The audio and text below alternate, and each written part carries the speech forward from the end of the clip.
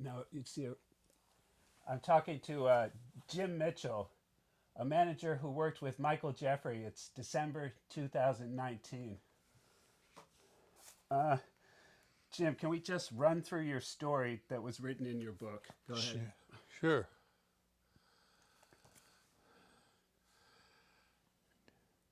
My story in my book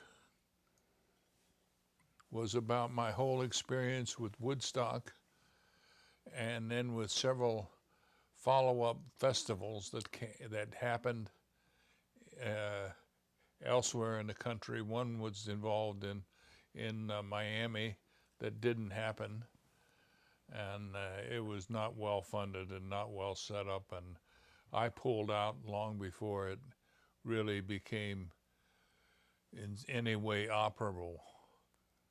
And the next festival was the John and Yoko Peace Festival in Toronto, which never happened also because well, I did everything I could to stop it because it was not well intended, and it didn't have like we say, the legs to really do it. And I was able to set up with people I knew in New York, like Al Aronowitz, who was a reporter I've heard of him. Yeah, yeah.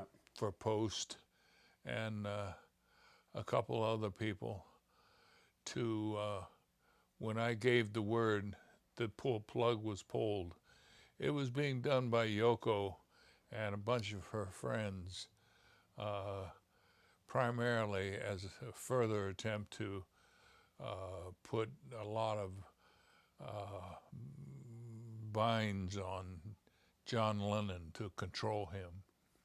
The Beatles were breaking up, which I think she had a lot to do with, because for instance, they had always had a stipulation or a rule that when they were recording, it was only the Beatles in the studio. That's why. That's why I think it wasn't all Yoko. I think John was a little devil, and I think he deliberately Yeah, worked Yoko. So maybe a little combination of the two, perhaps. yes, that could well be. But I remember there were a number of people they had set up someplace in Scandinavia to conduct these interviews with different management groups who wanted to take over the management, replace Brian Epstein, and take over the management of Apple Corps, which was right in the midst of another type of growth. The Beatles were doing good. They were having trouble in the studio because of the influence of the interference, you might say, of Yoko always putting her 2 cents in with it, and it didn't make for a good working relationship. Yeah. They had started one of the ways of making money. They had started the idea of the Lonely Hearts Club, Sergeant Pepper's Lonely Hearts Club Band. That was to be a franchise like the Hard Rock Cafe or something like that. Right. It was supposed to go on, and they had sold the first franchise to a group that included Jimi Hendrix and Michael Jeffries. And Jeffries had an interest in a club in Mallorca de Palma, down off the southern coast of Spain. Right. And had done some things. I remember the big thing was about the stainless steel dance floor, which they kept talking about. I had not been down to see it.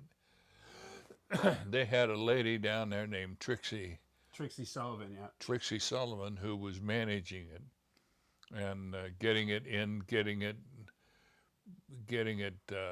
built. You wrote in your book that you were never sure it was nebulous where the financing for the Sergeant Pepper's Club in Mallorca came from, and I came to the same conclusion before I even read your book. Yeah, I see. Michael was involved with the Not only was he involved with the SAS, which was a arm of the British Special forces. Special Forces, Right. but he was also involved heavily with the gambling, legal gambling, because in England, you must remember that gambling was legal. You had to do certain things, but it didn't have the underground or the same feeling that you did here in this country, where the mafia controlled all the gambling. That wasn't the case in England. It was legitimate. You could be involved in gambling. Taking bets at the racetrack was a legal thing to do. Betting parlors were there, and there was a lot of money, just like there was in this country. There was a lot of money involved, and Michael was involved in that whole bunch. In fact, I think that was where he got the money to. He also ripped off. Sorry to interrupt. He ripped off the Animals, probably $1 million. So he had money built up. Yeah, he had a lot of money, because I know his scene up in Woodstock. He had a nice house with swimming pool, with outbuildings for changing rooms, and he had it was a nice, very nice setup there in town in Woodstock. So he had a lot of money, and the place, the townhouse in New York, was not to be sneezed at, and it was a nice place. I've seen it. It's still the same building. I walked by and looked at it. Yeah. I've never been back there. Plus, the cost of Electric Lady was something to be borne. I don't know who. They claimed that they told me that it was borne by the record companies and things like that. Well, yeah, a certain faction of that could be, but there was money had to come in from someplace else to fund that thing. You just couldn't do that with the way they were claiming. Could we fast forward to the chapter where Michael Jeffrey hires you as a corporate reorganization manager, and how it led to your knowledge that Michael had murdered Jimmy? Okay, I was hired by Michael and Jimmy, supposedly, to bring some order. In order to get out of their financial problems, what they had done was they had assigned a bunch of contracts with record companies, Ampex, Ampeg, 3M, all these companies. Tappy told me Michael was a master at that, and he was constantly selling for cash, all sorts of tapes and anything he could think of to sell, and pulling it off because he was an expert. Let's say con man. Because they needed a lot of money. Yeah. Jimi Hendrix went through, the year that I was with, I saw the paper, he went through $1 million in pocket change, which meant drugs, and keeping his, what they call now, a posse. Yeah. But he had a large group of people who were hanging on him. He left a lot of them up at Ashokan, which was the up in the country, the house that they had where they stayed, and then they had another. I visited there. Yeah, it's up on the Traver Hollow Road. Yeah. The river. And then he had another place in New York that he had to maintain. And of course, he maintained the drug habits for a lot of people. He just went through, and Jimmy himself used a lot of drugs, but he maintained all his girls, all the women that were around him,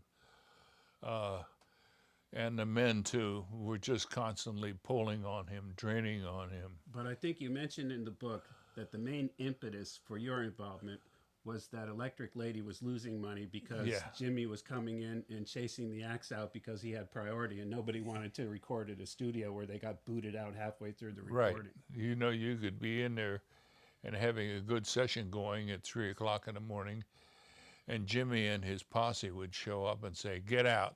And nobody said no to Jimi Hendrix. And nobody said no. Right. And it was his studio. It's my studio, get out.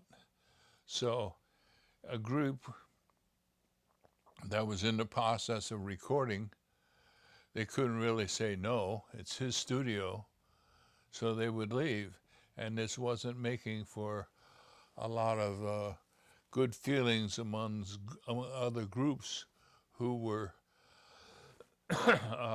wanted to record there because it was a great studio.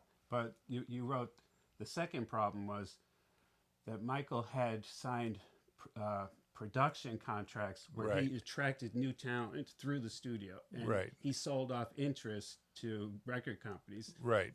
and that Or also anybody. anybody, and that fell through for the same reason that there was no flow because Jimmy was just dominating. Not that he was doing something wrong, but he just wanted to record as much as possible. Right. It ate into the profitability of the production contracts. So we had to, that was a constant battle, was people coming in and getting pissed off, people who we would like to have for customers, repeat customers. So the thing that I came up with, that we would set up a facility where we could find groups and bring them into this facility and let them work on their music until we got it to a point where we could take it then into Electric Lady and do a full professional job of recording whatever the sound was. Now that only happened once. We found a group called Looking Glass, and they had one of Brandy, yeah. one of the biggest hits ever, and that was the only thing that came out of that whole. We had a friend of ours, a guy who was in the group, Franny, had a house up in Saugerties. It was called. It was an old whorehouse, actually, out in the country. So it had a lot of rooms. And it was set up so that there was a big dining room, and there were lots of little rooms upstairs, which worked out great for us because we could bring a group up from New Jersey, and put them up, let them work on their music. We got a little 4-track studio in there, which was adequate for what we wanted to do. And gave these kids a lot of pot to smoke and a lot of food, good food to eat. And that was the point of that upstate Saugerties facility, was to develop the groups that we felt had some potential, and then take them into the city, put them in this Electric Lady, which was state of the art, everything. Well, it happened that we finally found this group, pardon me, called Looking Glass. And they were a bunch of Jersey boys. Brought them in, they looked good. We got some decent product out of them on the 4-track setup that we had. We took them into Electric Lady, and there were problems there. Who was going to record who was going to do the recording, and Jimmy coming in and wanting to use the studio. So we'd get these, setting up for a recording process is not simple. No. It takes a lot of placement. So we finally got so frustrated by it, we went to another studio to record Brandy, which recorded at Regent Sound. And wanted to do it at Record plant? Media, Oh, Media. because Media Sound was owned by John Roberts, who funded Woodstock. Oh, yeah, right. I should have known that. John Roberts and Joel Rosenman owned Media Sound, and it was doing a pretty good job, and they were recording. That's right. I remember going up there and sitting one night. They had a little, like a booth, where you could sit and listen to Stevie Wonder record his Talking Book album. He did that at Media Sound, And I can remember going in there, and John was there, and he said, go down and sit in the booth and listen to Stevie Wonder. And I went down and sat in the booth, which was, you couldn't see who was in there, but, if you wanted to go in, but John could go in, and he did it so he or Joe or anybody else could go in there and listen to an artist actually working. Right. And I sat there and watched Stevie Wonder in the studio, and he'd use different instruments and he'd do different things, cuts that I later recognized being on Albums, yeah. albums. Radio too, right? Yeah. And so we took Looking Glass to Media Sound, and they did the recording so that kind of broke up the whole idea. But we still had the facility that we were putting together up in upstate New York in Warsing, actually, near Ellenville. Right. That's in the book. That I forget your friend's name who passed away, but you started the first studio in his house that was more towards Socrates. Yeah, that was the one. Yeah, that was the first one, and that was just a big house. That was just a big house. Like I said, it used to be a bordello. Yeah, in other times. Electric ladies is what Jimmy called them. It's only appropriate, but go on. Yeah, he never was up there. He didn't approve. It was too rustic for him. He liked a flashy plastic. But you managed to get the equipment. You borrowed equipment from Electric Lady. Yeah. And had enough to record up there and start the concept of a second studio by Woodstock. Right. And then we found this whole facility up in Warsing, which was near Ellenville. Right. Now, Ellenville was the Black Catskills. A guy by the name of Peg Leg Bates used to be a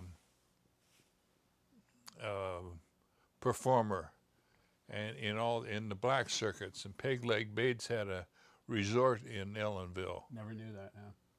And where it was a black resort. It was and all around Ellenville, where it was like where down in Middletown was or Liberty, were more the Jewish resorts. Ellenville was where the black resorts were, and there were a number of them around there. Yeah, I forgot your friend's name who set up the ex-bordello. Fran Fava. No, it was a man. Well, Franny was a man. He was an Italian. Oh. But anyway, so the story in your book is that the Warsing house was, you were looking for a second relief studio to farm all the outside talent and fulfill the production contracts, and you finally found a big compound with a big house that would suit the living part for accommodating the bands, and then it had a second house that you were going to build the studio in. Yeah, it had a sort of a stables group, but a place up above where we're living, and we figured we'd put a studio up above in the living part was another house where the stable where they kept their horses. I don't think you've articulated. I think they don't understand that Jeffrey. Jeffrey. I forget your friend's name, but it wasn't Fran. He came to you for Jerry Morrison went to him, and your friend whose name I can't remember. Lenny came to you. Yeah. And then had you write up corporate reorganization for the whole Hendrix company, the enterprise under Jeffrey, and then as part of that project, you were in charge of finding the relief studio. So when you finally found the Warsing place, that is you came into full fruition as far as what Jeffrey wanted you to do. Right. Right. But Jeffrey was the one that was applying the money. He was the one that was paying me. Because I had a family down on, so I was a teacher at NYU.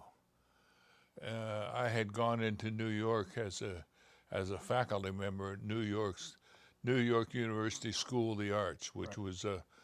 was a big school of the arts at the time. It was probably one of the biggest in the country, as far as you could get the whole experience there. And they had great faculty. The faculty was made up of people who were working on Broadway, Jules Fisher and Ming Cho Lee and people like that who were actually doing things. The guy at the Wolfgang Roth, who was the chief designer at the Metropolitan Opera. So the students, when they came to NYU, were getting a very broad. I mean, Twyla Tharp was teaching dancing, Right. so it was quite. This guy, Ted Hoffman, had started this whole thing up at Carnegie Tech, and then it was such an appealing thing that NYU brought them down there and started the School of the Arts, which is still there today, and film. Martin Scorsese was part of the film, Right. whole thing, and I had worked in that for a year, and Chris Langhart and I were partners. Started at Syracuse in technical thing, and we had the Fillmore right next door, so it was great for us because we could do our. We could try out everything we didn't. The school did, it would take months to get a production together. At the Fillmore, we had something going on every night. Right. The curtain went up at 8 o'clock, and the lights went on, and we had a show. So as far as your involvement with Jeffrey, you went to the Fillmore East and you had conversations with rock managers, which ingratiated you, brought you into the rock management circles. Yeah, I knew a lot. We were doing a lot of things at the Fillmore East in the basement. Like, we started a road box building we told groups, here, put everything in this one box so you're not running around with lots of armfuls of this and that. Load it into the box. Roll the box away. The next gig you get to, you open a box and everything you need is there. Yeah. Simple. I met Michael Jeffries through Jerry Morrison. Jerry Morrison, known as AKA Jerry Brightman. Okay. I didn't know his other name. He worked with Papa Doc Duvalier. Yeah. He was selling shoes, Italian shoes to. It's funny how people get money and the first thing they go to is shoes. I know. My aunt was a chiropodist as they call them, or a podiatrist today. Mm. And when she got out of the service, she was a nurse in the Great War, and she went to college. She wanted to be a neurosurgeon, but she just couldn't handle the aspect of dealing with people's brains. So she became a chiropodist, which is a foot doctor.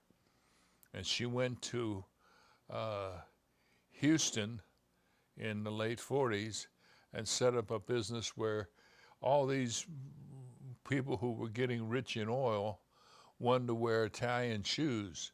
But because of they wore high heels, their tendon in the back of their foot was short. So she developed a simple operation that would lengthen that tendon and made a mint of money doing all these hopeful millionaires in Houston, made them so they could wear Italian or low-heeled shoes. So Morrison was a PR man, right? Yeah. And how? And he had Duvalier as a client. He sold him tons of Italian shoes. He'd go to Italy and buy his shoes and bring them home and then sell them in Texas. So Morrison pulled you into the Jeffrey inner circle? No, not really. Michael way this happened is one day I was in New York and Franny or Lenny Kaufman called me up. Lenny Kaufman ran this group of security people, offbeat security people, Right. who could do security for like rock and roll groups. He worked for Fania. Fania was a big record company in Latin music at that time, and Freddie would provide security for them for their acts. Yeah, there was a burgeoning market for people who could softly control people who were on LSD and attended concerts. That's right, and Yeah. well, that's what Lenny did. And Right. Lenny lived in Woodstock, and sold real estate, did odds and ends, and I had gotten what had happened during the Woodstock festival. Michael Lang had hired Wavy Gravy. It's all, yeah, I saw it. There was just a wonderful documentary. Wavy Gravy, but he had hired some security people. He hired Lenny to watch everybody's backs. Oh yeah, right. Yeah. So I got to know Lenny through that because he was one of my bodyguards at Woodstock. So you continued the relationship. It's in your book. Lenny, well, Lenny came to you because Jerry Morrison said, "I need somebody." Well, they made a deal with Michael for pay, and Michael never paid him. So a friend of mine, David Levine, who had David's Potbelly, the restaurant that Right. did the feeling, and who I later went into business with, David got killed in Providence by the mafia because he wouldn't. Play ball, yeah. He wouldn't. Well, they wanted to. They came to him and they wanted to. We had a. I went up there with him and we opened a restaurant, David's Potbelly in I read Providence. that in the book, yeah. And it did very well. It did so well the mafia wanted to take it over, and they made him a deal. And I wouldn't buy it. I didn't want to. I just told David I don't want to work for the mafia. You know, it's no good. So I didn't work for the mafia. I went out to Woodstock, and while we were there, the whole thing started with Hendrix. We decided Jerry Morrison got in and we were sitting around talking about how we need an end to this whole Jimi Hendrix thing. What is our end going to be? And when I took one look around at what was going on, I said, they need some business people with business heads. Morrison told you we need an in to Jimi Hendrix? Yeah.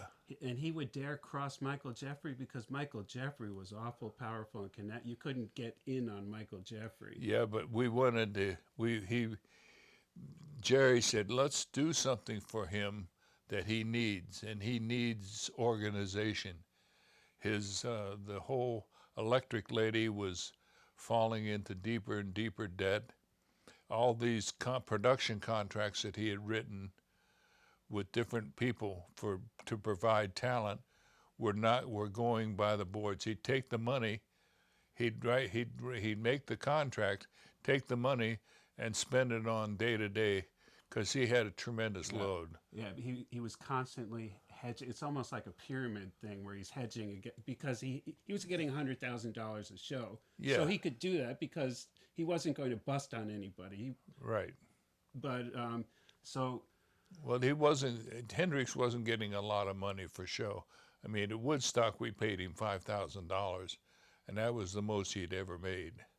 The figure was higher, but I don't want to talk about that. So Jerry Morrison tapped your professional head from NYU, your reputation. Yeah. And you were the go-to man to reorganize and make the Hendrix Company profitable. I was known as a business. You know, I was helping other people. I was helping a guy by the name of the Reverend Ike. Yeah. I don't know if you've ever heard of Reverend Ike, but he was quite a character. I really liked him, Reverend Ike, Eichendorfer. And so through Lenny and Morrison, it's all in your book, by the way. You then put a proposal together. You looked at Jeffrey's books. It was a mess. It was just bleeding out and losing money. And you decided to corporatize, which is just classic business structure that was never applied by Jeffrey because he Right. didn't have the skill. Right. Right. I thought I'd put together a business entity here to take care of Electric Lady, to develop talent and to deliver talent, to answer all those contracts that he had written, to get money from people, from others, from other labels, from various sources, anywhere he could get it. He'd write up. He had this contract that we'll supply you 2 records. We'll supply you 2 records for $100,000, and then he would go, and they would,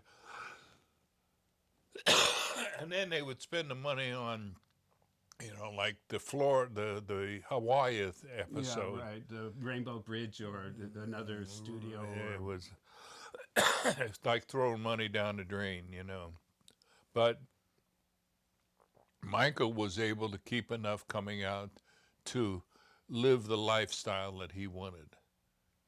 Of a nice place here, a nice townhouse in New York, a nice scene up in Woodstock that was really nice, And then he had the loopy head for his wife or whatever she was. I think it was Melissa. The time period you were there, it had to be a woman named Melissa, and nobody knew her last name. All you needed was a first name then, and just fly like a butterfly.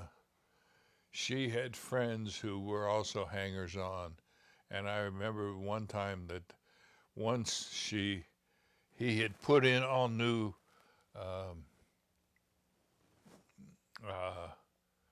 bathroom fixtures. Oh yeah, right. And she painted over them. Tripping on LSD with her friend, she came in and fancified up the the fixtures. And it was like with aniline dye or something that you just had to throw out the fixtures and start over. It's too bad because they should have preserved that because it would actually flip and become period valuable if they could manage to preserve it. Yeah, probably so. Anyway, I got connected. I was brought in by Jerry Morrison. Said you can write something up and I'll get it approved by Jeffries, and then we'll just go from there. Build a studio. We'll take over his business entity, and I think that is in a way. Is what Jeffrey wanted. He wanted to make it so attractive that somebody, like that was the period of conglomerates were taking over. There's another reason too. I think Jimmy first started making efforts to sever Michael Jeffrey in January '69, or maybe even November '68. So Jeffrey saw the writing on the wall. Yeah. And I think part of he never did anything straight. You knew Michael. Right. And so I think part of it was he was going to create an entity that was so financed and so professional that Jimmy couldn't say no to continuing on with Michael. Right. And that's what he went. And then he went over to England. And well, let's backtrack. So Michael's job was to get the funding, the financing. Right. And your job was to find a fit second studio where you could take the clientele that were profitable for production contracts away from Electric Lady and put them in a place where they wouldn't be interrupted so you could have the best of both worlds. Right. So we could work them up until they were ready, and then we would take them into Electric Lady and record a final product. Right. That was the whole idea. Rather than having to go to another studio, we'd have our own studio. And in the meantime, that studio could keep producing. But that was the bugaboo. We couldn't produce because it was so, you never know when Jimmy would say, let's go in the studio and record something. So you'd write down XY Throw it all out the window, and here comes Jimmy and the band. And the band would be in there, and they would have taken maybe a day or so to set up everything, and then here comes Jimmy, and he says, "Get the fuck out! I'm going to record here tonight." So let me encapsulate. So what happened was Lenny found a beautiful place down by Reorganization. So the studio was covered, and you were ready to pounce on it and Right. organize quickly. And Jeffrey found Siemens Incorporated for the funding in Berlin. So I just like was yeah, I was supposed to go. We were all set to go to Berlin to sell the final thing for to Siemens, right, and I got I, you know, we didn't have computers back then, so a lot of this work, like on this proposal that I did, you couldn't just put it on a computer and let it do all the extensions. You had to work it out yourself. right, yeah, And I'd sit there with a adding machine and try to do all these extensions, and it was just wearing me out. right. And then somebody said, "Well, you need some You speed, need some crystal methadone. crystal meth," and they gave it to me, and I got really fucked up. But at first, you did your numbers quickly and said, "This is the stuff," because now I can actually Yeah, handle all the computation. But then you realized that it had a negative side where it had a downside of exhaustion. And yeah. But I gave Michael a jet package that he took to uh, to Berlin, Berlin, yeah, alone, without you while you were recovering from the overdose. overdose. So I did that, and then when he came back, I think I told in the book that I had to meet with Arthur Young and Company. Right. And Arthur Young at that time was the biggest accounting firm in the business. So the thing was flying, nicely, just as planned. Oh, it was going. I mean, I'm like I think I just said in the book. I remember sitting in the limousine with him, and this guy, one of the accountants, turned around to me and he said, "Well, I can find only one thing wrong." And my heart dropped. I thought, "Fuck, what is the one thing wrong that's going to queer the whole deal?" And he said, "You misplaced a comma on page 33 or something like that." And I thought, "Oh, we made it." But he said, "Other than that, you're in. We were going to approve this." So Arthur Young was going to go back to Siemens with a positive response. Recommendation, yeah, right. Do this.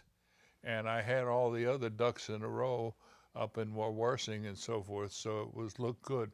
Just I needed a yes, and we would have been off and running. So Jeffrey was in a position now. Jimmy had gone to Europe for the last European tour in September 1970. So Michael caught up. Michael, with everything that you just said and ready to go, Michael flew over to Mallorca. Um, To take care of some business. you know, That's what he told me. there's several. I've studied this. There's several versions of what some people said he took a couple of $1 million over there. Other people said he had to be over there for lawsuits, but it's. I think. A mix of the two, because he didn't have a lot of cash. But let me tell you though, you're the final piece of the puzzle because nobody has ever heard before that Michael went over there with an incentive to attract Jimmy back to his company, Right. to his management rather, and so with offering that new developed deal of reorganization with the second studio, which was going to be profitable, he thought he would entice Jimmy to say, "Okay, I'll keep you on as manager." Yeah. Right. That was the whole idea. And when Michael when it all was going, see, everything was going on in England. Um, Jimmy was there. He had his friends there from the older day, from the beginning days with the animals people, you know, Tappy and all those other people were there. It was a closer. He felt more at home Yeah. than he did in New York. So he was ready. I felt I kept saying we gotta do this before Jimmy says I'm staying here in England. Right. And he liked Chaz, and he liked the other people associated with that whole management group that Chaz had in England. Did you tell Michael that we better act on this because Jimmy might? Yeah. You told him that at Woodstock that we better get going. And I told him that after Woodstock. When we were up in Woodstock, I told him one night, I said, "We got to move on this or you're going to lose Jimmy." and then he went over to Mallorca. And then he went to Mallorca, and I think that's where he realized that he had to do something. I don't think he went to England with the intent to kill or do away with Hendrix. I think he went there to see if he could maybe appeal to him to come back to the United States. Hey, you got a nice deal. You got a nice scene upstate. You got all your bimbos to, work with you, who know your needs, who know your drug needs. They take care of you whether you're at Ashokan or whether you're down on 12th Street, because he had that apartment on 12th Street Yeah. too. But let me tell you what you're not aware of, and the blonde woman in whose flat Jimmy died, Monica Danneman. She wrote a book, and she said on the 17th at 5 o'clock in the afternoon. This is the afternoon before Jimmy was murdered. Jimmy sat Monica in front of the telephone at the Cumberland Hotel, and deliberately had her witness him call his lawyer Henry Steingarten in Manhattan, who was also Jeffrey was a crook, so he had this Henry Steingarten, the same lawyer as Jimmy, which is a conflict of interest. But Jimmy's head was in his music; he didn't see, a real con man setting. So Jimmy called Steingarten, and Monica wrote in his book. Jimmy said, "I'm going to sever my relationship with Michael Jeffrey once and for all, no matter what the contractual consequences." He said, "You work that out, but that's my final will." So at 5 o'clock, Jimmy dropped the bomb on Jeffrey, and so as far I agree with you from my research that Jeffrey went over there with the intention of just getting Jimmy back, but I think he got wind of that phone call somehow, and that's when he made the move to put the wheels in motion. It's not going to happen. He's going to die here. Yeah, That's what he said. Jeffrey went nuclear because somehow I think he got the word that Jimmy had just fired him and he wasn't going to back off Right. it. So it was Right. he knew he was in trouble because his books would have been scrutinized. Right. Right. And he would have been. Michael took a lot of money, and the Jimi Hendrix thing was a way for Michael to take money. Now, I never quite figured out whether he was doing it because of contractual relations with the gambling things that he was involved with in England, whether he owed them so much money or what. That's why I can tell. One of the reasons I can tell you're very legitimate is because you arrived at a conclusion that I arrived independently from my research, is that you, being directly involved with Jeffrey's books, came to realize that there's another vector here that I'm not aware of, but it's obviously showing up, of interest or money being siphoned off to buy Jeffrey. Or money would come into the thing. I found that out through my own meager research, and you found it out by being directly involved in Jeffrey's books.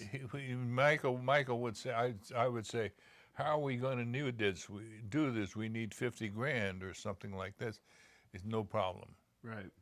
And I figured that Michael made a call to some of his gambling associates in England. I think it might have been international intelligence agencies, because they operate through the mafia in order to not be directly attributed to the money exchanges. So they operate through the mafia.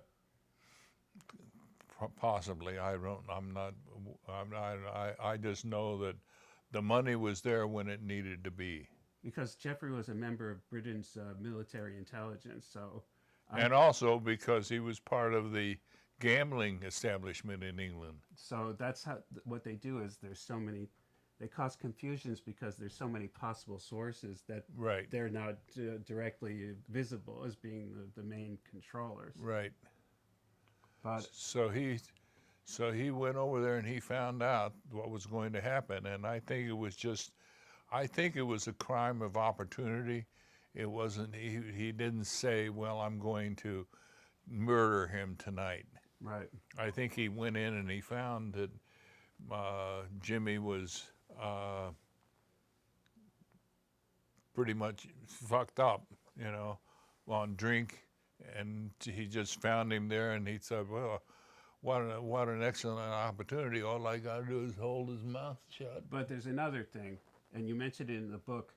Part of the murderous reaction of Jeffrey is that he had done so much work to create this new entity that he was sure Jimmy would buy onto. And once Jimmy said, F off. Fuck, Yeah, yeah. right. That, he just snapped. He lost it. Lost it and responded. There's another reason is that uh, Jimmy had hired two black lawyers from Harlem, Black Panther recommended lawyers, and they told Jeffrey that they were going to scrutinize his books because one of them panicked because legally a lawyer is required to tell the opposition lawyer his intentions. So he panicked that he would violate the law. So right before Jimmy left for the European tour, one of the black lawyers called Jeffrey and said, Jimmy has hired us and we intend to scrutinize your books. Yeah. So that's another motive that Jeffrey would benefit from not having Jimmy alive, but and not having his books scrutinized. Yeah. I think it looked good down to the end, but he got when Jeffries got to London and found Jimmy in the straits that he was, and probably very belligerent in the process. I don't think they liked each other a lot, and I think Michael just said, "Well, I'll get rid of this nigger, and this will all go away." Pardon my French, but I think that's where, having been around Michael's enough. I did fear, like I said in the book, I was conscious I had a backup. In my last meeting, I had Lenny nearby. In the bushes, yeah. Because I knew that Jeffries was purely capable with his training with SAS. He knew how to get rid of somebody and nothing flat. Tappy told me that he had done that in Newcastle in the early times with the nightclubs. He had already gotten rid of people. Yeah. He said there's more than one body in the Tyne River for Michael Jeffrey. Right. So we skipped an important part. You're the only one that witnessed the evidence that Jeffrey was in London. Why don't you tell us about that?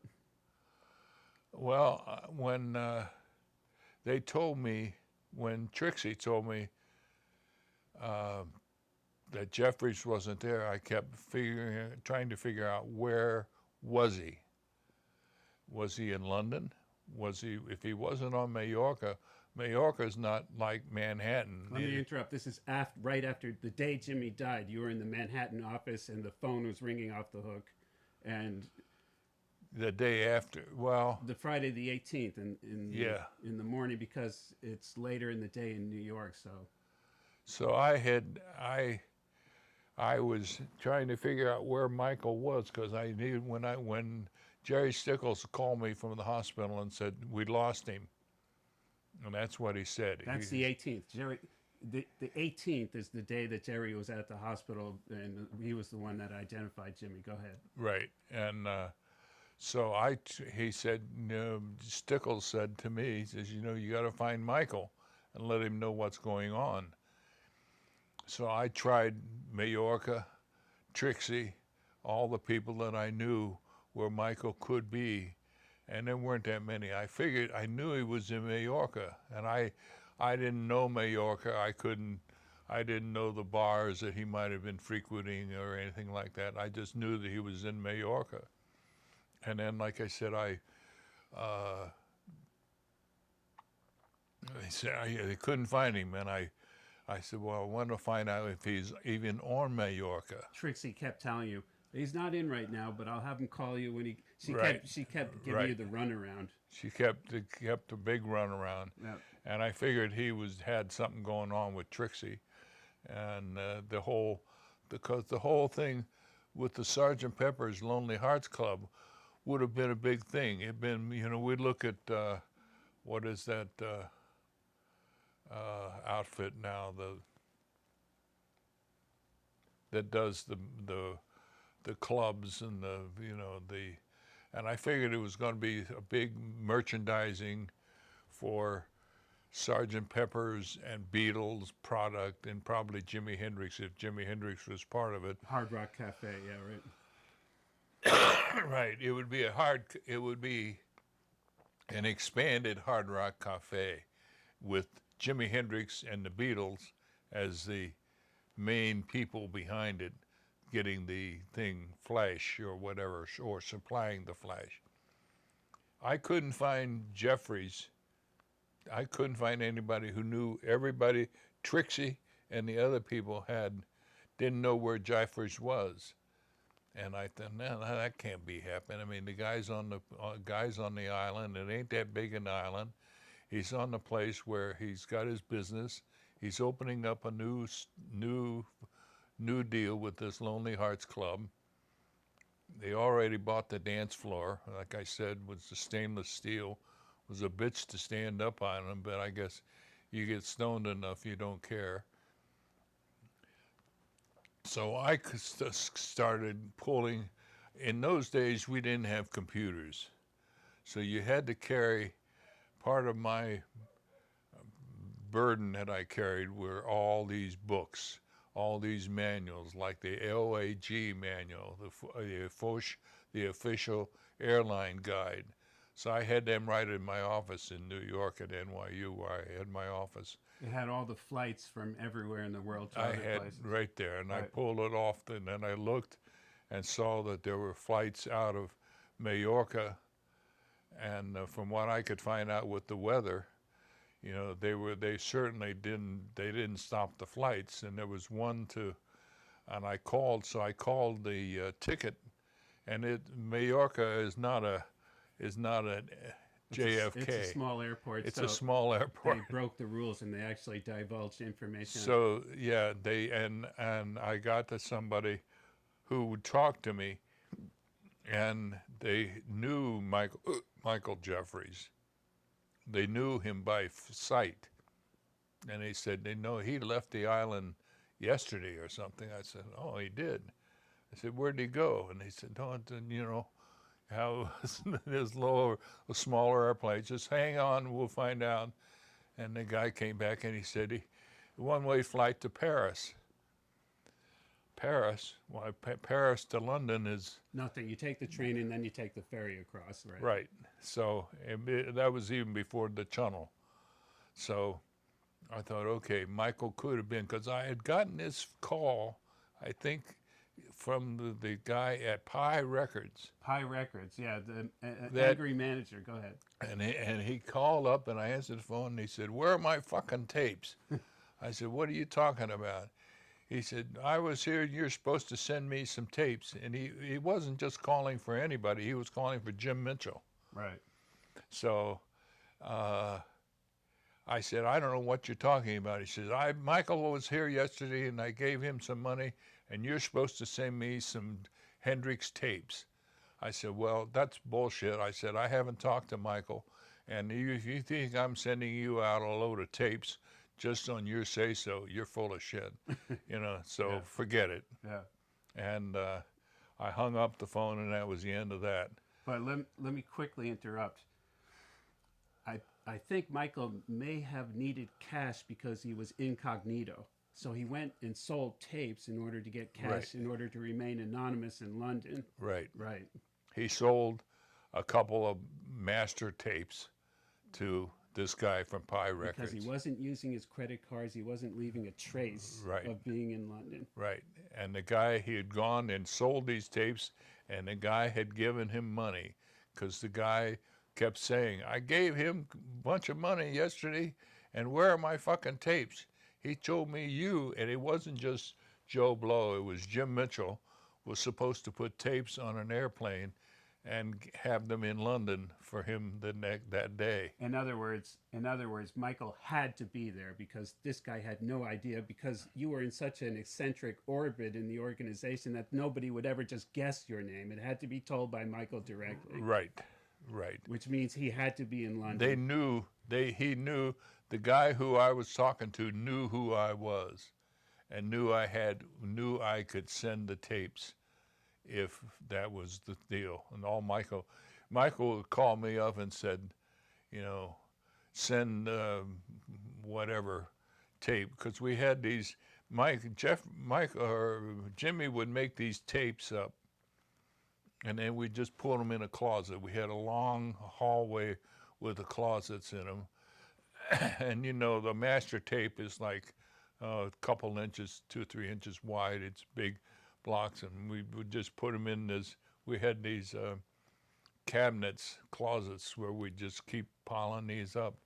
and we just shake our head because we knew it was like a gold mine. Right. You know, Right. you got this. This is all unedited Jimi Hendrix material. So I didn't. I told the guy to go screw himself and hung up on him, and that was the end of it. And So let me encapsulate. At that point, you were on Friday the 18th. You were sitting in the 37th Street office, and you had the information. And came to realize that Jeffrey was in London because this Pi Records guy confirmed it. Plus, you confirmed that he flew there the day before. yeah.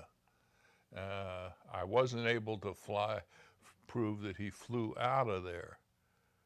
I didn't go back because in the Russia things, by the next morning, Hendrix was dead.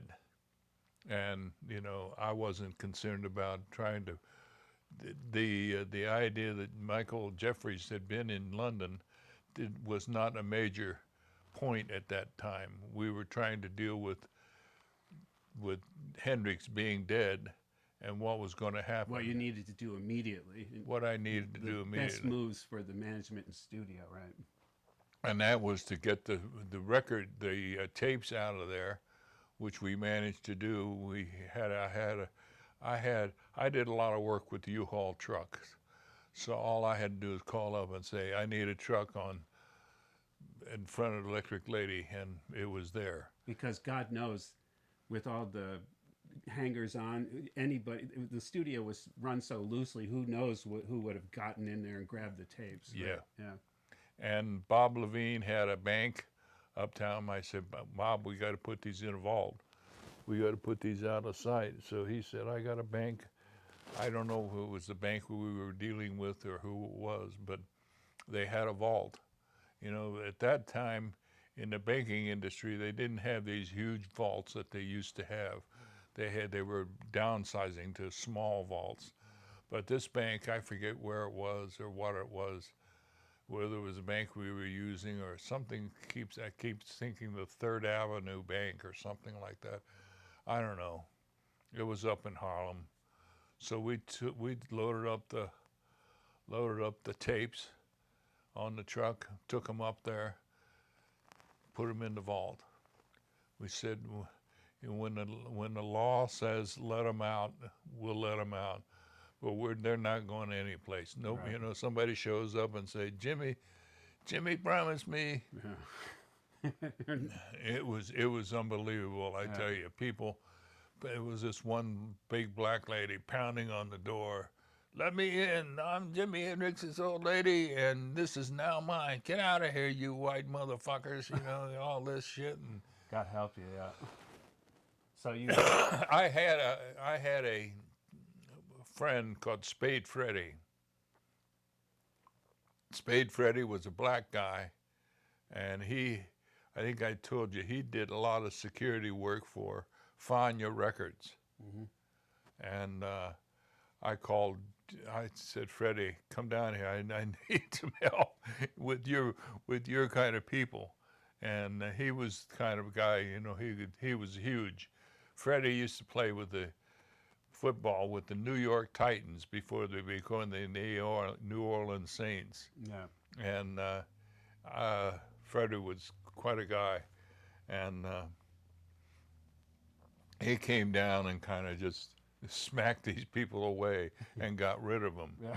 Because, you know, who's going to mess with this guy who's 6'4" and 200 and some pounds? You don't mess with Freddie. And so he came down and he got rid of. We cleared the people out, and we just took the. It was, as you might imagine, confusion. I mean, the news people, the word was just out that Hendrix was dead, and this was a very visible piece of Hendrix, the Electric Lady. Right. His apartment up on 12th Street was not so visible. Right. So the action was at the Electric Lady, and we finally got all the master tapes out of there and on the truck and on the way uptown. So they were out. The gold mine in the gold was gone. And Preserve, yeah. that's what I was concerned about. My concern was preserving the material. I knew that if sooner or later Eddie Kramer would come back into the picture and put all that together, which he did. He's been doing it for years now. So how long did it take to get? Did Jeffrey take to get back in touch? A day. Only a day. But Bob Levine said he tried for 4 or 5 days to reach him in Mallorca and couldn't get through. And then finally on the fifth day, Michael answered the phone and then pretended not to know. He said, "Jimmy died? He died?" He pretended not to know Jimmy was dead to Yeah. Bob Levine. And Bob wrote in John McDermott's Setting the Record Straight book, he said, "I knew right then that there was something suspicious because Yeah. because it was a dumb thing for Michael to do because there were witnesses like you and like Jim Marin who saw Michael Jeffrey having knowledge that Jimmy died on the 18th over there in Mallorca, or the 19th. So that was the act of a guilty man pretending not to have known Jimmy died on the telephone to Bob. Yeah. I think Michael I think Michael got over to that apartment where find out where Jimmy was, and he knew he was intoxicated, which he usually was anyway, in one way or another. And I think that I think the way it probably went was he said, "We got to go back to New York, and you're not staying over here." Jimmy, being the person that he was, just said, "Fuck you! I'm staying here." He already at 5 o'clock that afternoon he had severed Jeffrey with Steingarten. Yeah, So Jimmy probably told him that. There's a gray area where there's a gray area of a couple of hours at the Samarkand flat that I haven't completely defined yet, but I think that 2 hour period might because everybody at that point at the flat was fucked up. yeah, that 2 hour period that I haven't defined yet is an opening where Jeffrey could have showed up at the flat and tried to bargain with Jimmy. And Yeah, I think he tried. I think he showed up there and tried to bargain with him, tried to get him to come back to the United States, because the whole thing that I had set up with Siemens was dependent on Jimmy being in New York. That the operation was come out of New York. It wasn't going to come out of Munich or Paris or London. It was going to come out of New York City. yeah, So I think when Michael realized that that wasn't going to happen, or that he was going to get a lot of flack if he tried to, with the lawyer finding out that the lawyer was involved in it, and that plans for severing were actually in the works. I think that's when Michael just flipped and said, "Well, fuck you, you little jigaboo, and I'll fix you up." there's no doubt about it. And put, it's easy. You figure, you you force wine or any liquid down a person, and then you hold his mouth shut so he can't get rid of it. I have his autopsy sheet. He had a barbiturate blood level that was enough that he would give no resistance. So whoever forced the wine down had no problem doing it. Right. And I think that's what happened. I remember reading, I was in San Francisco. I've been a cook since then, a lot, and had a couple restaurants. And I remember walking by what the store was. It was a news store, and they had books, and I saw this book through the window about Jimi Hendrix. And I went inside, and I picked the book up and went over and sat down and read through it. And I thought, speed read through most of it, and I thought, well, this is interesting. This is another aspect, and I guess this could have happened, but I don't think it happened. What, was that Monica Danman's book, the big one? No, it was a paperback. Maybe it was Kathy Etchion's book. Or maybe Tony Brown's. Because I think she said she was in another part of the apartment, had passed out. I don't think Monica ever said that in her book, but we'll just leave that open. Let's let's move to, okay, so now you're in Manhattan and you have the realization that there was a motive there and Jeffrey was in London. So what happened after you secured the tapes? After that, I just sat there, like I said in the book. I started to get the call came, and the first one was, hey motherfucker, I need some money. I said, what do you need money for? Who is this? So, oh, I'm Jimi Hendrix's. I'm Jimmy's old lady, and I'm pregnant with his pickaninny or something like that. Some old word for that, Yeah. And I said, she says, and I need some money. I said, well, I can't do that. I have to hear that from Jimmy before I can do that. Sorry, just hold on. And by God, from then, and it was like broke the floodgates. I started getting calls. Hello. It would either be crying. I don't know what I'm going to do. I'm carrying Jimmy's baby, and I don't know how I'm going to handle this. Can you help me with any money? All of it was money. Or the other extreme of the call was, hey, motherfucker, I'm carrying that son of a bitch's baby. I want some money to take care of him. Well, I'm sorry, I can't do it. Get in line. Get a lawyer. You'll need a lawyer. And finally, I sat there and took calls for maybe an hour. And then I finally realized this is ridiculous. Yeah. It's going to go on all night. So you went out to eat a few blocks down. Yeah. And when I just left the phone ring, I remember I put some pillows over it so I could go to sleep. And that was the end of that. But I said, you can get a lawyer and contact a lawyer.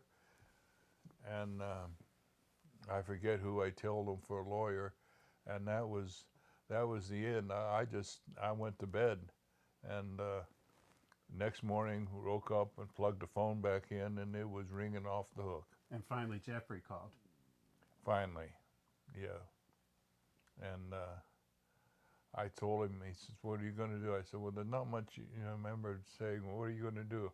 I said, "There's not much I can do here. I'm going back up to Woodstock because I was still with Gigi, and we had a house in Woodstock, and my main place was there." Let's put the brakes on.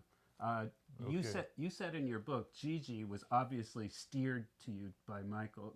She was at the pool. You were at the pool. She showed up, and then she became warm to you, and you said okay with me, and you moved in with her. It was somebody I felt that she had been put, as we say, put on me. Right.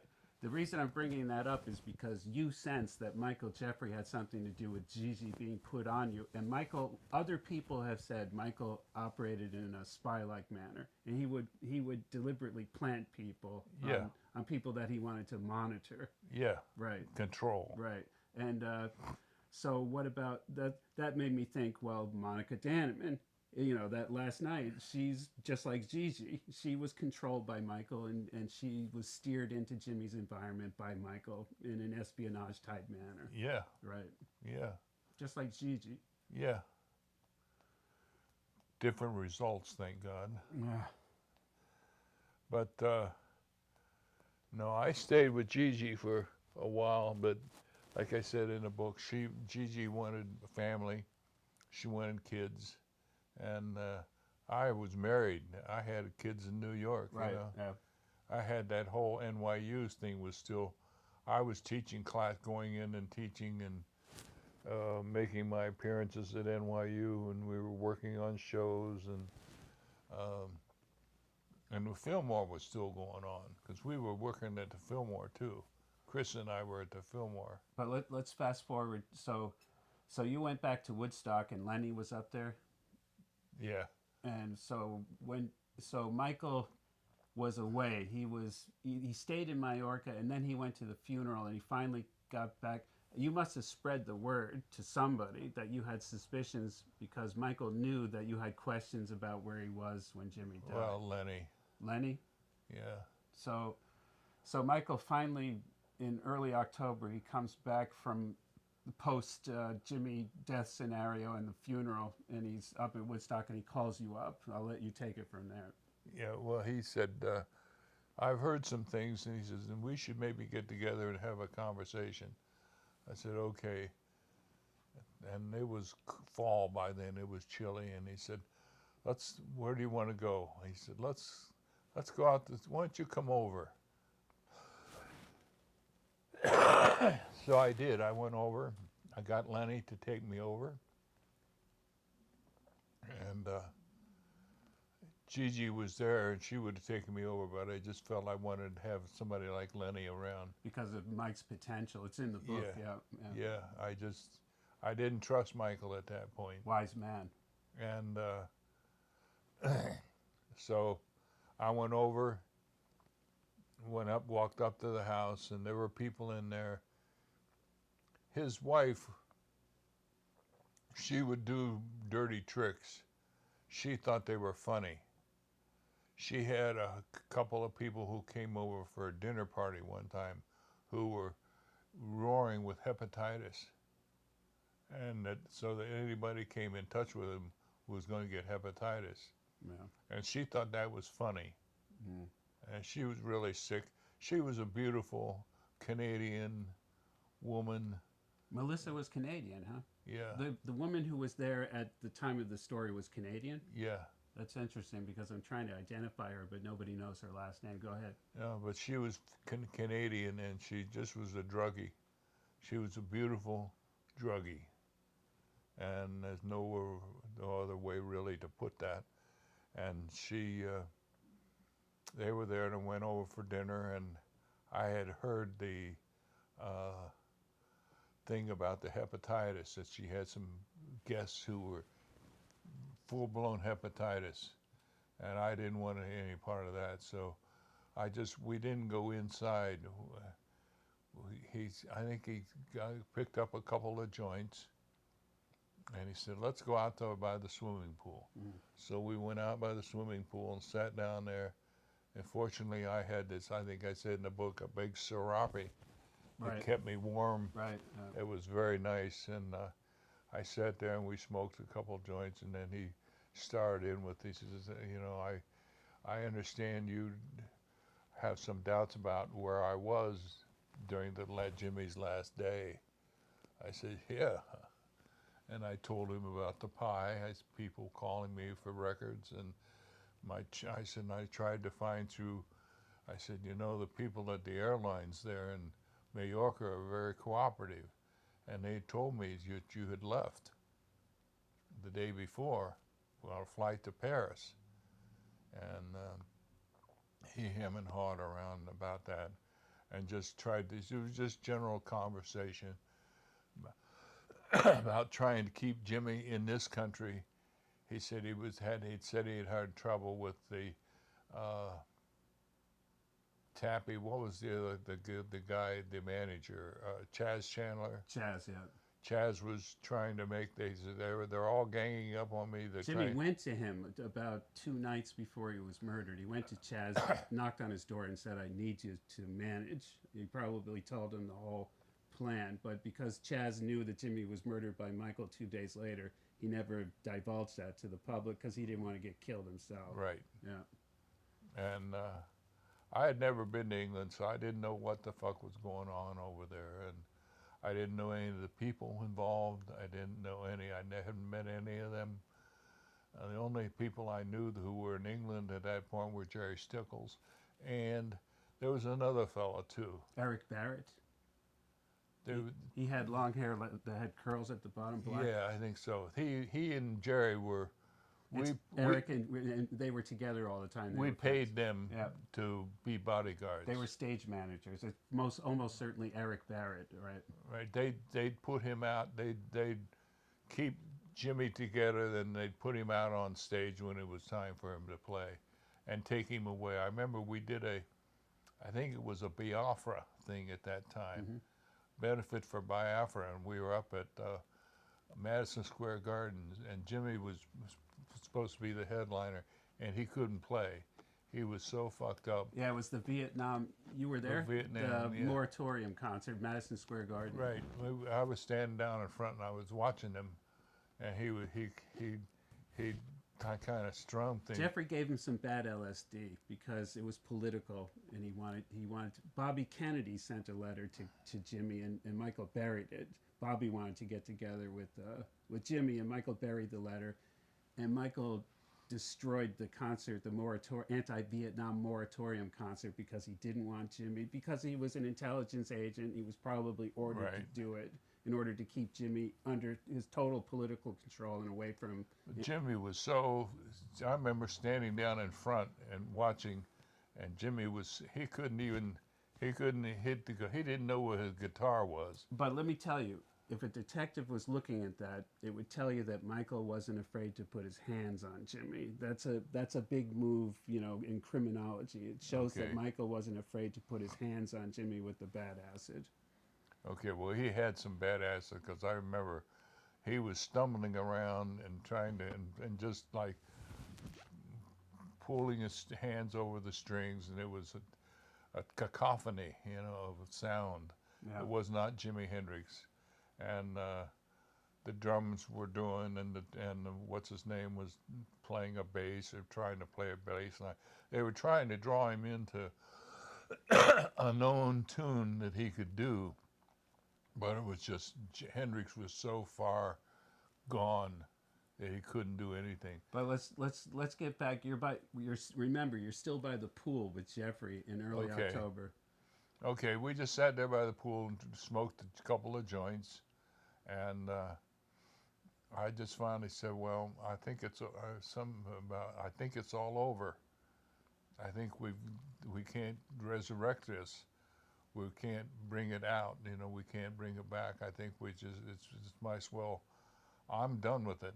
And so after a few little conversations, make conversation. But no, let's make this clear. You sat by the pool with Jeffrey, and you told him in person that I know you flew to Paris, and the record company Yeah. died, so I know you were in London that Yeah, day.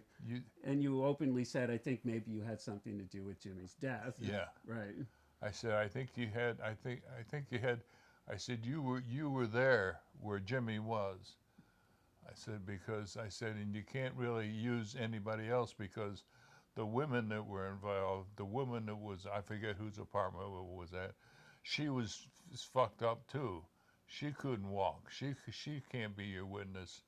You were there. You got in the apartment and you helped Jimmy die.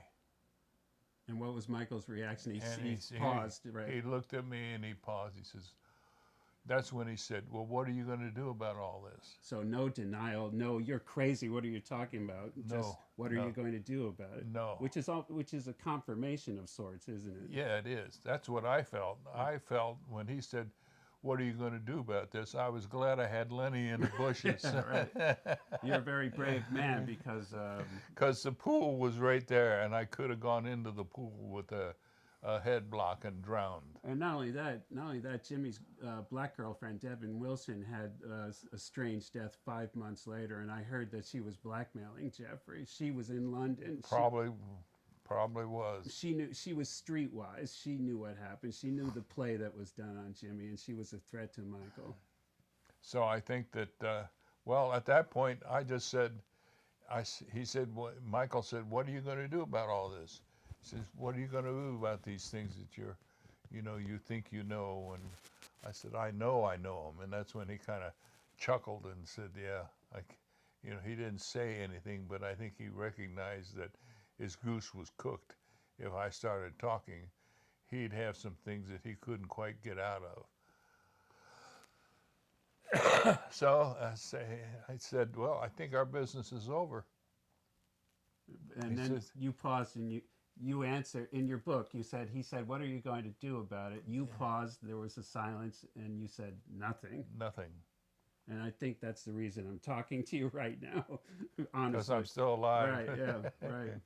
Because I said nothing, and I think he knew I had backup. Yeah. I think Michael knew I wasn't dumb enough to come out and do a situation like this with no backup. Yeah, leaving yourself vulnerable. And he knew I had backup. And I think, well, I know he did afterwards because I went out and I walked down the driveway to the road and a car pulled up and I got in because it was Lenny. Yeah. They had me. Now, you can't verify this with Lenny because Lenny kicked the bucket. It's too bad, but Michael knew Lenny was your driver and picking you up. He knew that from going out to the restaurant with Jerry Morrison and everything. Yeah, and so.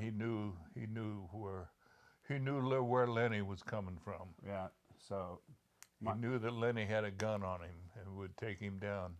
So Michael got up.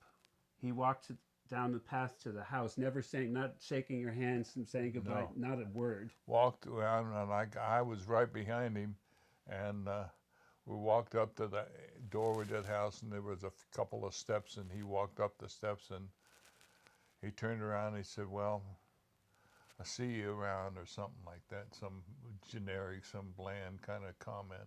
Kind of nonchalant, considering the gravity of the situation. Yeah, yeah. Right. Yeah.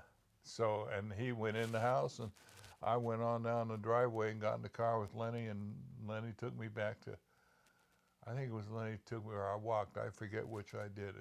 I think I walked part of the way, and then Lenny got me and took me back up to Gigi's, because she lived kind of around the corner and up the road on an estate that had belonged to Clyde Beatty. Yeah, Clyde Beatty, yeah, with the circus acts and everything. The Lion Tamer. The Lion Tamer, yeah. And that's the last you ever saw Michael Jeffrey. That's the last I ever saw Michael Jeffries. And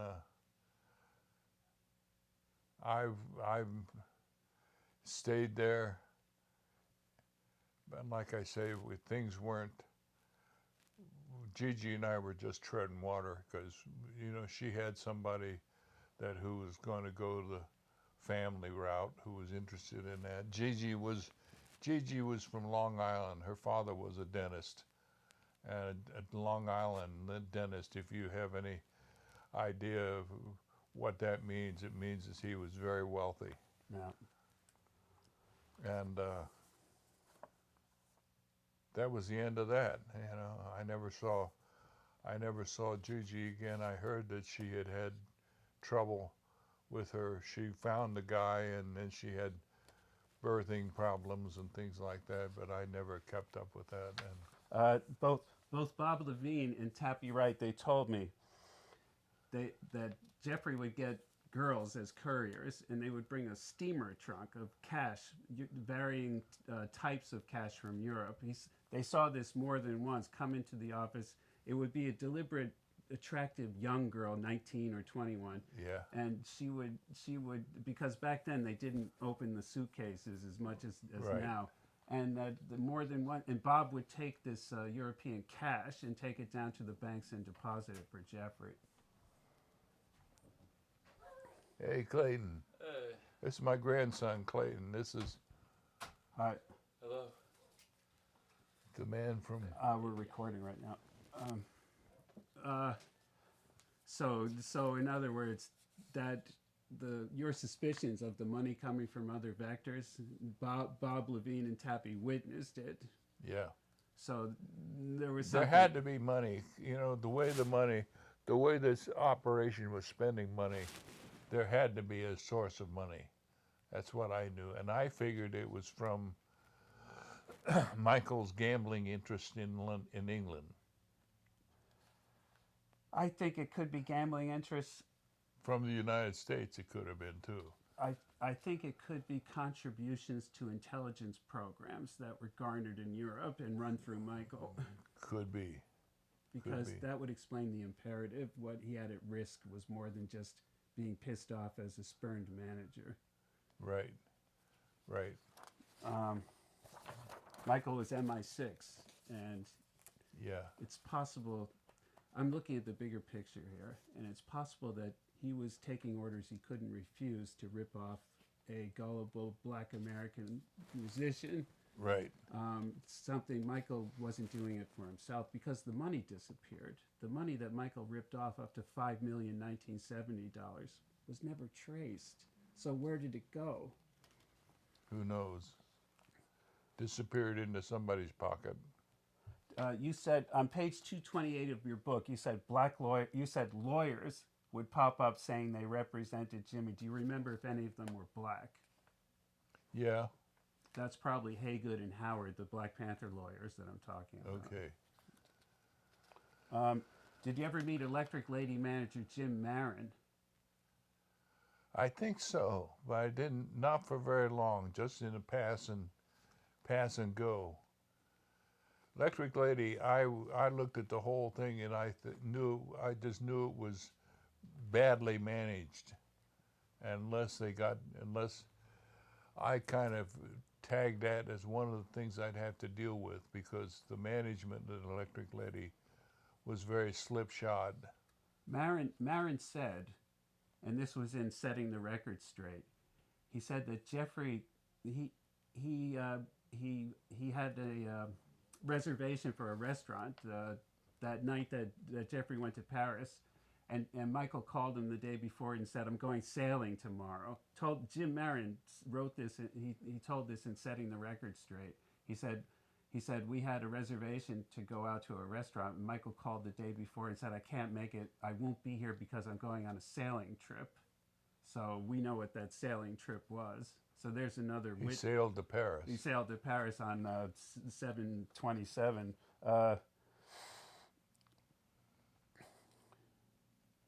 Let's see. You saw Jimmy's Black Power entourage pull up at Jeffrey's house and talk to Jeffrey? Yeah, they would come up every once in a while. They would come, and you knew they were there for money. They had run out of drugs and they needed another bag of money. Yeah. But they would pull up, and there would be a bunch of them. There would be like 7, 8, 9 people. Couple women. He used women a lot. Jimmy used women a lot as his, I wouldn't say enforcers, but they ruled they were the bosses. They were interlocutors. interlocutors. Yeah. They knew what was for supper tonight. Yeah. You said you saw Jimmy surrounded by leeches who were interested in getting money from him. Yeah. Yeah. So we already explained that. The women and Yeah. and the other people. Did Jerry Morrison's proclivity for underage girls give you the impression he might not mind unethical activities between Jeffrey and Jimmy? Yeah. Yeah, so he was not the upright, law. Jerry? Yeah. No.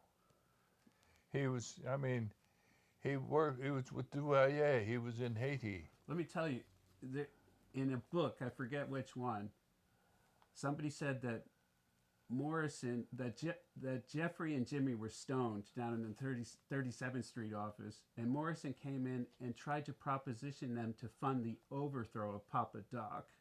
Now that's curious, because that puts Morrison in a special position, because you cannot overthrow the leader of Haiti and cross purposes with CIA and the U.S. government. No. So that tells me that he felt confident that. So what does that tell you about Morrison?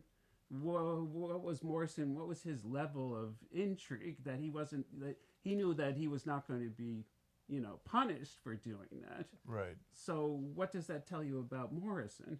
He was in pretty tight with Duvalier. It tells you that he was politically deep. Yeah. So and Jeffrey too. So that sort of paints a picture that's not good for this whole thing. They were. Well, I could tell from Jerry just sitting and talking to him, because there were nights up there in Phoenicia, which was Jerry's house. I think I said Jerry's house was up. You pulled in, and you pulled by the Warsing jail, Right. which is what it was, and then there was a house where Tim Hardin lived. Tim Hardin, yeah, and he was tweaked out on heroin. Oh God, and he died. Poor guy, yeah, he died. He was, but we drive up by there, and Harden would be out stumbling around, you Yeah. know. But I never saw him up at the big house. He always stayed down. He had a couple people taking care of him too, because he was. I mean, I remember we stopped one night and we tried to talk a little bit, but he didn't make much sense.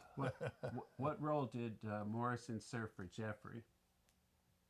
Morrison for Jeffrey, I think that's hard to tell, but they would get together and talk. So I don't know what they were talking about. I don't know what they were doing. Morrison kind of, I don't know. He found me through Lenny and put me together with uh, Michael.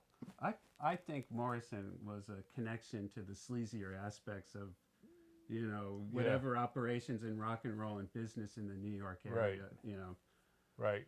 Jerry had, if he was coming in and out of Haiti, and if he had any kind of relationship with Papa Doc, he was his PR man officially. That was his job designation. yeah, but he was. Yeah.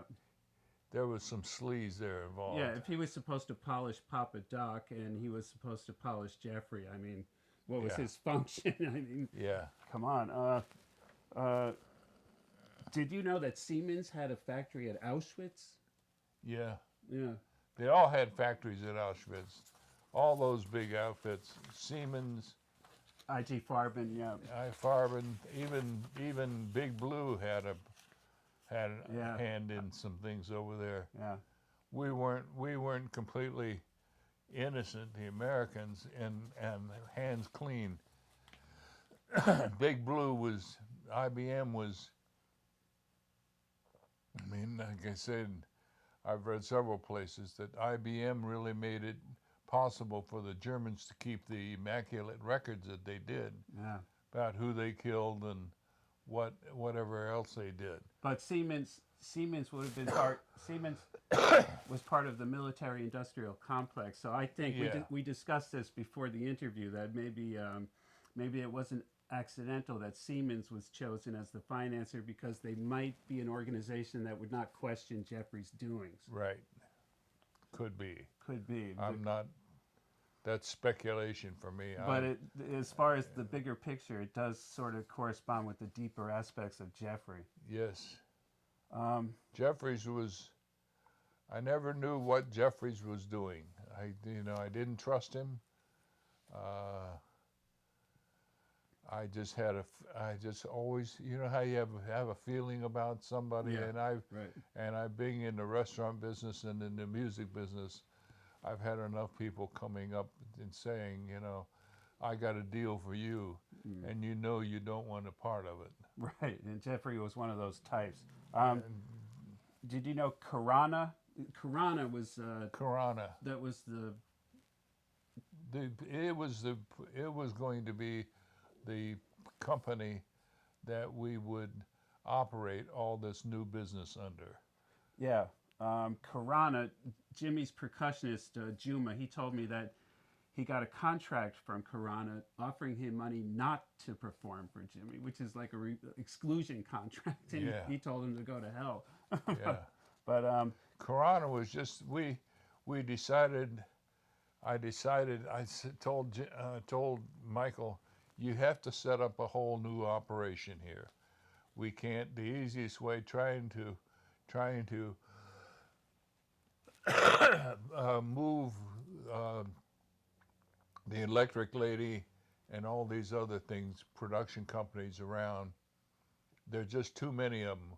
What we need to do is set up a whole new company, and just everything from that point forward will go through this whole company. But Karana was the Hindu god of storms, but it was also an esoteric code in the dance movements of Indian dance, which that's weird because Jeffrey was a spy, so the word Karana evokes, a mysterious code or secret, undermining, aspect to things, which is not an accident that it's probably not an accident that he chose Karana, because it's sort of like espionage mystery, or whatever the word is. But also, Well, I felt throughout this whole thing that I had to keep a distance yeah, for my sake, for my family's sake. I had to keep a distance because I was skating around with some things that were shady, yeah, and I couldn't say what the shady was, but I just, you have a sixth sense right. that tells you be careful here. What I'm murdering here is I'm trying to say that Karana, meaning a secret code of moves in Indian dances, is sort of like a secret code of moves in business. Yeah, It's not an accident he chose yeah, Karana. And it's probably not a coincidence that the O Karana was the name of the white Tsarist Russian secret intelligence agency. So Karana is something that was on Jeffrey's mind, probably from his intelligence training. yeah. Well, I know we it all at once. I said we needed some new offices, and boy, those new offices above Electric Lady got they became real almost within the snap of a fingers. You wrote in your book that Jerry Morrison told you he was aware that Jimmy intended to leave Jeffrey. Yeah, He communicated that to you. yeah, And if he communicated to you, then Michael Jeffrey knew about it also. sure. Yeah. Um, I think I think Jimmy was just waiting for the time to, and I think he being in England, being in London, he was uh, just waiting for the time to make the move. I think he had, I think he had reservations about what Jeffrey's reactions would be, and I think he was just trying to put himself in a safest position so that when he dropped the bomb that said, you're out as my manager." there's two detective clues. Monica wrote in her book that Jimmy put a crucifix on a necklace around his neck that night before he went to bed, which he never did before. And he also wrote a highly fatalistic poem that's famous. It's called The Story of Life. And if you read the poem, it's a goodbye, crucifixion theme type poem. Right. So he knew that there might be serious implications to what he had done at 5 o'clock. Right. Yeah. So, do you remember what day in September Jeffrey went to Mallorca? No. It was just early it was before September 18th, maybe a few weeks.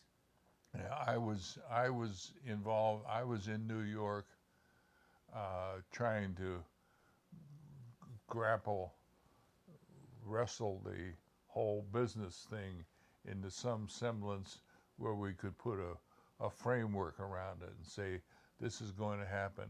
And they were building the studio. I believe at that time my wife was on me for more money. It was a busy time, and was staying at the townhouse because it was just convenient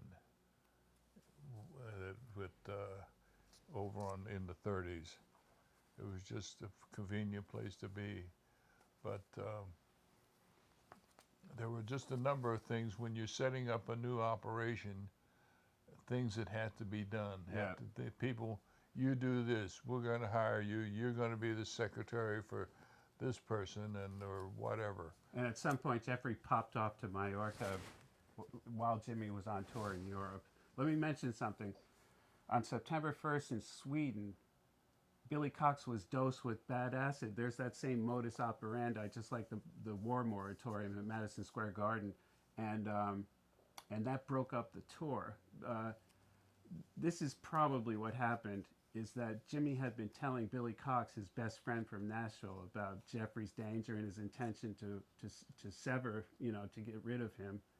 And what happened was, once Billy realized Jimmy told Billy the danger of Michael Jeffrey. And once Billy got dosed by bad acid and had sort of a nervous breakdown, he realized that this was probably Jeffrey's doing, because Jimmy probably told him that Jeffrey did it to him at the Madison Square Garden concert. So Billy couldn't handle that. He thought he was going to be killed, so he had a nervous breakdown, and that broke up the tour. And Jimmy knew exactly what happened with the bad acid in Sweden, so he put the wheels in motion. He went back to London. He took care of Billy, and he started shopping. He started making the preparations as best he could to replace Jeffrey and get the tapes out of Electric Lady. It was all witnessed by many people. The last week of Jimmy's life, he was busy trying to get managers to take over from Michael Jeffrey. So there was a causal event on the 1st of September that caused Jimmy to say, "This is it. I'm not going to deal with the manager who's poisoning my band members. He's gone," and he started making moves towards that. And then that all caught up. Jeffries was the type of person that he was one of these guys that always needed money. You know, he always was trying to finagle a way to come up with thousands. He constantly had schemes going all the time. Yeah, because he had obligations coming at him for money. Right. If it wasn't, and Jimmy was probably the least of it in his constant. And Jimmy, well, you could more or less foretell that, because you knew Jimmy was being pressured by his the ladies in his entourage. Michael was witnessed in London on the 13th, because he was witnessed by many people going to a Track Records party. That was a big thing. It was an industry thing, and he attended. That was the 13th of September. So he may have gone back to Mallorca. He had to have, if you saw that he flew out, on the 17th or 16th. He had to have gone back to Mallorca after the Track Records party on the 13th. Yeah. So that's. I'm not that familiar with all that detail that you have here. It doesn't change anything that you witnessed. If the ticket agent said he flew out yesterday and that was the 17th or the 16th, that's all there is to it. So. Yeah. He was not in Mallorca. Trixie tried to tell me he was on the other side of the island caught in a storm. I said, no, that can't be. Stickles told you he tried to reach Jeffrey, but he couldn't get him. Right. So Stickles also witnessed Jeffrey being suspiciously unavailable. Yeah. But he was a Jeffrey man. I know. I've deeply studied everything he did, and he took Jeffrey's side and he covered up. It's unfortunate, but Jeffrey was dangerous. He was more loyal to Jeffrey than Jimmy, and that's the course he chose. It was.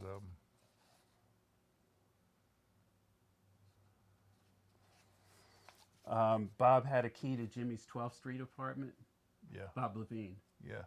Because I heard from Bob and from other people that Bob told me in an interview on video that he went and was the first person to not loot, but take the things out of Jimmy's 12th Street apartment, because he told me, I knew that as soon as Jimmy was dead, Michael would never pay me the money he owed me, so I was going to have to make moves to make sure I... Yeah, Bob said to me, he said, "Look, we better go up," because we were loading, I think we almost had the trucks loaded with all the master tapes. Yeah.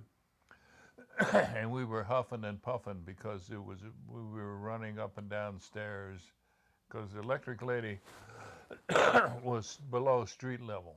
Yeah, so it was a gargantuan effort. Yeah.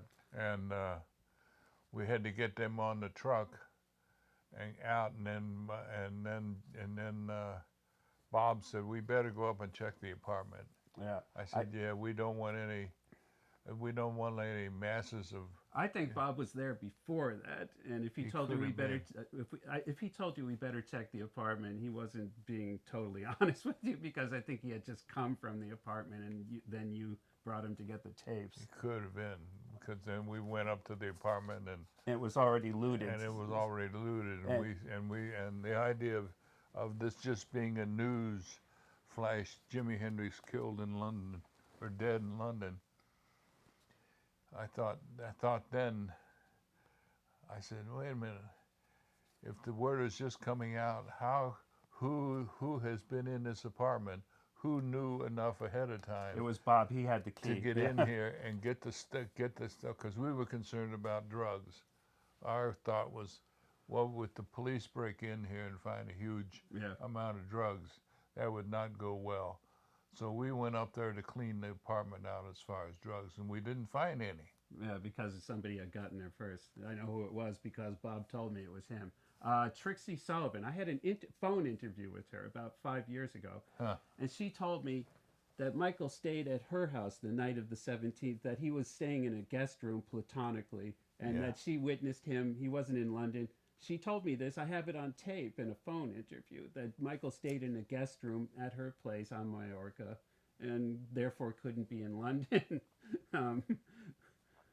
Well, maybe so, but I know what I know, you know. I know, and I just implied, I thought he was in London. I mean, and I told him so. Yeah, he didn't deny it. And he didn't deny it. Yeah. He didn't try to make up some story that would show I was wrong. You know, it must have been the night before or something like that. We know he sold tapes on the 17th because the Pi Records guy told you he sold me tapes on the 17th. Yeah. And the night of the 17th into the morning of the 18th was the time that Jimmy was murdered. So we're there. I mean, we're there. We're there's no doubt about that. No, I have no doubt. I have no doubt that I think that Hendrix represented such a cash influx for Hendrix, for Jeffrey, that he couldn't let that go. So when Jimmy said, "I'm staying in London, fuck you," you know, Chaz Chandler is my representative now, and you're out. It was the perfect time to do all that, you know. I've researched this more than you. Yeah. I think Jeffrey did it because he would have been killed once those two Black Panther lawyers traced money to the most sensitive banks in the Bahamas, where all the richest, most dangerous, powerful people, the mafia, drug cartels, and the CIA were keeping their covert bank accounts. I think that's the reason Jeffrey murdered Jimmy. Whatever the reason was, I think he did it.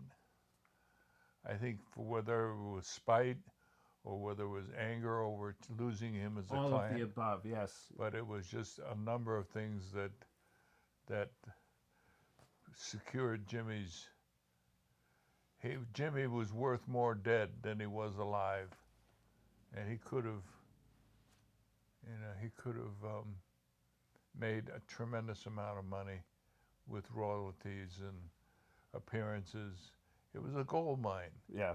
Well, you know, he was a golden goose. What do you shoot the golden goose? You got something better? You wrote in your book on the 18th, Jerry Stickles called you back and told you a post-mortem discovered Jimmy had choked on his own vomit, quote unquote, after choking on wine. And Stickles told you Jimmy choked on wine on the 18th? Yeah. That was the real reason for death. He had choked on wine, he'd overdosed, and he'd tried to be drinking wine, and he choked on it. Stickles, this is important. You remember Jerry Stickles told you verbatim that Jimmy choked on wine in that phone call on the 18th. Yes. Yes. He choked on wine, and then the after effects of the choking on the wine would bring up the vomit, as you might imagine. If he'd had something to eat, all that stuff came up out of his stomach, and with the wine, with the I can imagine somebody like Jeffries holding a wine bottle up to him and pressing on his stomach. I spoke to the doctor who tried to save him, and he told me, Brian, I pulled at least 5 bottles of wine out of Jimmy's lungs and stomach, so he was drowned in red wine, like you're saying. Yeah. Because it would look like a reckless night of partying. Right. And you could see, so I had somebody explain this to me, that if you press down on their abdomen and hold a bottle of wine to their mouth, when you let up, it's like a suction. yeah. So you go down, you press hard, and there wasn't much to Jimi. He was so thin, but you press down on him and let him release, that's going to suck it in. I think gravity would do most of the work. Yeah. Once a person is incapacitated. But Jerry Stickles told you that Monica Danneman was so fucked up on drugs and couldn't remember anything from that night. Right. That's interesting that Stickles is making an excuse for Monica because I happen to know she was sober. We've researched this to death, and I know that she was not fucked up on drugs. So it's interesting that Stickles is making excuses for Monica to you. That puts Stickles in a whole new light. Yeah. I'm not really sure. I didn't know the women involved. I know that the only woman, Monica Danman, it was her flat. I know she was stoned. She was at the flat. She was sober at the time that Jimi was murdered. So it's interesting that you witnessed Stickles making excuses for her. He said that she was in another part of the apartment, and so blitzed out she couldn't move or anything. Yeah.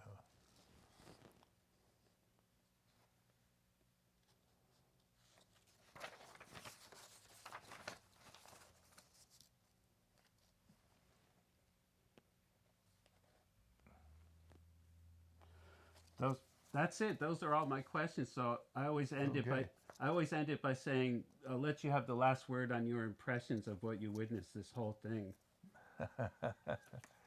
It was a classic flim flam from the word go, and I think the whole intent was to use Jimi to get as much money out of the system as Jeffries possibly could. Yeah. You know. So Jeffries had no respect for Jimi, No. no respect for the esoteric spiritual No. aspects. I mean, Jimi is a profound person to the degree almost like a religious holy man, and Jeffrey just had zero appreciation of that. No, it was strictly money. Yeah. How much money can I pull out of this nigger? When I get into these interviews, I told Jimmy's drummer Juma that this is almost metaphysical, the polarity of good versus evil, Michael Jeffrey and Jimi. It's almost like a cosmic play. Yeah. I think Jimi, it was hard to figure. I didn't spend much time with Jimi. Various other people that I didn't want to really interact with that's why you're here, because to try to force myself into Hendrix's circle. Right. I saw it as being a bunch of people trying to rip him apart, and I didn't want to be part of that. Right. My only time, like I said in the book, was once Jerry Morrison said, let's take Jimi down and get him a decent lunch. Right. And we went down the street, and I was appalled at how everybody would stop him. Everybody would stop him and lay drugs on him. Right. And he would ingest them. He would go from this hand to this hand and in his mouth. Yeah.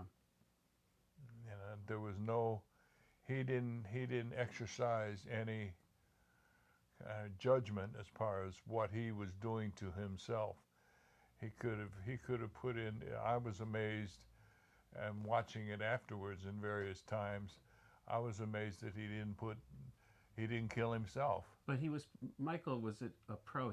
Jimi was profiled, and the fact that Jimi was very liberal with drugs was taken advantage of, because then people would instantly accept that he killed himself with an overdose. Yeah. So, but what I was going to say is that none of the people that were close to the office came forward and gave the witnessing you have here. And the reason is because you were in an eccentric secret orbit that was, away from everything. Yeah. So therefore you were not beholden to the oaths and loyalties and threats and career problems. No, I was trying to wring order out of chaos.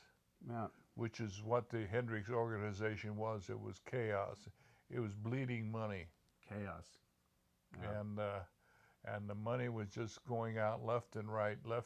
No accounting, really good accounting for what was going on. and it was, and things would go on in the house back in the in the inter in the part there of the people don't realize this, but a lot of that section of New York, the houses were built that you saw on the street were built around, and then in the inside those there was a large area that was open where you could go from one house to the other and not go out on the street. It was the inner. In fact, I just read not too long ago, I forget who it was by, a book about the life of the people, the back doors, because people had backyards where they could go out. You would see garden apartments advertised, and a garden apartment gave you access to that whole interior of a block. And there was a social action in that part of New York that happened in that interior of the block. Right. Like I said, in there, you could go out, you'd leave the Electric Lady, and you'd walk down the street, and there was a restaurant there. I forget the name of the restaurant, or it was like bad American food, lots of hamburgers and shit like that. But there was a door on the side of this restaurant, and you would open the door, and it was a long, narrow alleyway or corridor. Corridor. Yeah. Right. And you walk down this corridor and go out the other end, and there was the interior of the block. Right. And we had a house there. Yeah. Hendrix owned a house. It's in there. the book. I read that. Yeah. Right. Yeah. And you stayed there sometimes, but people came knocking on the door at night. Yeah. Right. Enough of that. So, but that was an interesting. I didn't know anything about that aspect of New York as a city, that there were interiors of those blocks. Yeah. You had, if you rented. I had a house on. I had an apartment on not Bank Street. No, the street there near actually near the hospital, that intersection of 7th and where not McDougal, but they crossed and came down Greenwich. Yeah. And where Greenwich went on down, Greenwich cut the diagonal and went down. But I had on John Street, not John Street. I forget the name of the street now. It's been so long. But we had, if you had a garden apartment in one of these buildings, you could use the garden out there. The hotel where Jimmy was murdered had the same thing, and I think that's where Jeffrey's thugs approached from the back, because there was a separate entrance to that area you're talking about. Yeah. Right. There was no security on the entryway to the back where the other house was. Just a French door, no, wide open. Yeah. Yeah, wide open. But so let's wrap this up, and all I can say is, Mr. Mitchell, you probably don't realize that you've just put the keystone into this whole thing, and you've done a beautiful witnessing. That's I can't the superlatives I can't think of to what you're doing here. You probably don't realize it, but I don't. You're a person that's really doing something for Jimmy that's almost magical, almost miraculous. So let me stop there. I had a regard for Jimmy as a musician.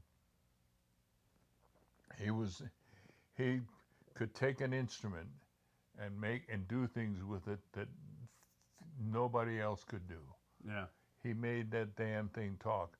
I didn't appreciate the music a lot that came out of it, but the technical aspect.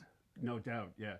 Just objectively was world class and historic, yes. That's what I always remember about Jimi Hendrix. He put a guitar in his hand and it came alive. Musically profound. Yes.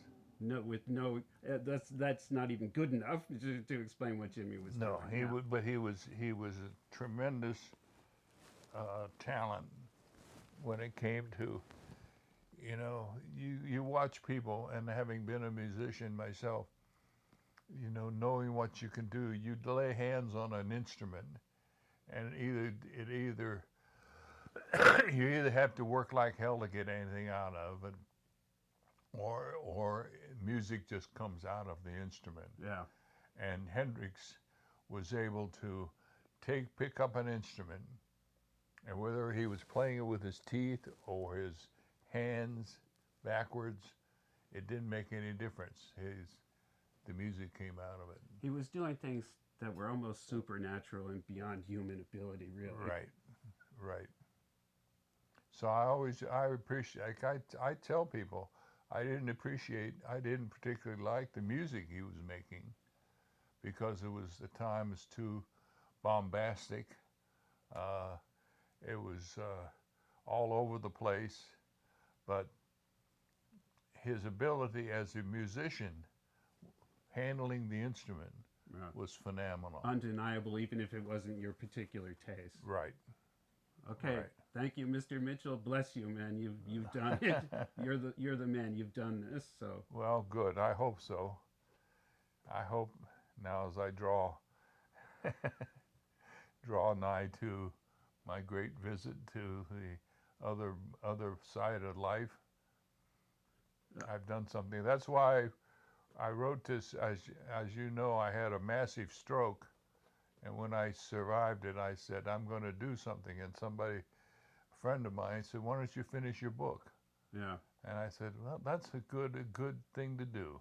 you've completed a destiny, and let me tell you, you're going to be looked at favorably by human history. Oh. No exaggeration. All right, let's end it there. Okay, thank you very much. It was a pleasure.